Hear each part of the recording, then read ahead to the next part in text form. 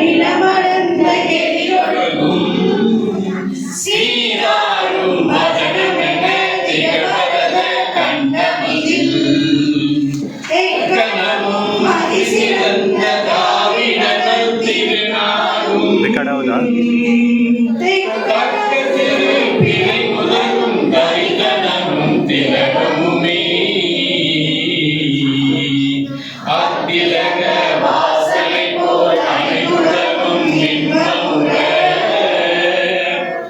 எத்திசையும் புகழ் வணங்க இருந்த பெரும் தமிழனகே தமிழனகே உன் சீரமை திறம் இயந்து செயல்பட்டு வாழ்த்துதுமே வாழ்த்துதுமே வாழ்த்துதுமே.